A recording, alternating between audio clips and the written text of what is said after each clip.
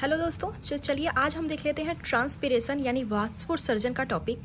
तो मैंने पूरा नोट्स बनाया है जो कि हिंदी और इंग्लिश मिक्स है। तो अगर आपको ये नोट्स पसंद आए तो आप इसे नोट कर सकते हो अपनी कॉपी में। तो चलिए स्टार्ट करते हैं।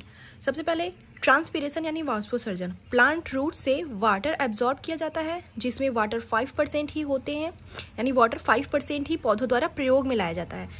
सिर्फ और सिर्फ बहुत सारे वाटर एब्जॉर्प्शन बहुत ज़्यादा किया जाता है, लेकिन उसमें से सिर्फ 5% ही यूज़ किया जाता है। 95% वाटर लॉस्ट हो जाती है, यानी कि ट्रांसपायर्ड हो जाती है। एक्स्ट्रा वाटर लॉस वेपर यानी वाष्प के रूप में विभिन्न एरियल पार्ट से होता है। यह प्रक्रिया ही ट्रांसपीरेशन कहलाती है। टाइप ऑफ ट्रांसपीरेशन, सबसे पहला है cuticular transpiration. 5 to 10% loss water होता है, वाटर का लॉस होता है 5 से 10%। पौधों का एरियल भाग क्यूटिकल से ढके होते हैं और इनसे ही वाष्पोत्सर्जन द्वारा जल उड़ जाता है। दूसरा है लेंटिक्युलर ट्रांसपीरेशन। इसका 1% वाटर इसमें 1% वाटर लॉस होता है। वृक्षों के तनों व शाखाओं के छाल पर बीच बीच में छोटे स्टोमेटल छिद्र होते हैं। इससे ही ट्रांसपीरेशन होता है, जो कि मोस्टली ओल्ड प्लांट्स में देखे जाते हैं। तीसरा है स्टोमेटल ट्रांसपीरेशन। 95% वाटर का लॉस होता है स्टोमेटल ट्रांसपीरेशन में। पत्तियों हरे तनों की सतह पर असंख्य छोटे छोटे छिद्र होते हैं। एक जोड़ी छिद्र का आकार किडनी शेप होता है।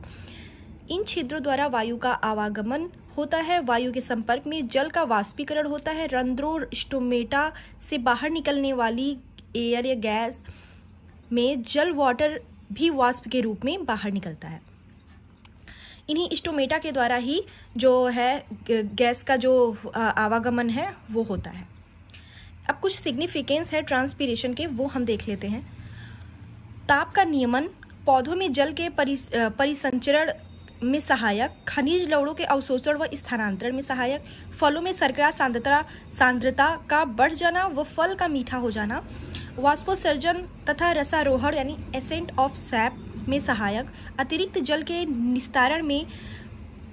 और आपका छठा है वृद्धि विकास पर प्रभाव। और सातवां है अवशोषण को उत्प्रेरित करने में। तो ये रहा आपका टोटल ट्रांसपीरेशन। आप इसका नोट्स भी बना सकते हैं।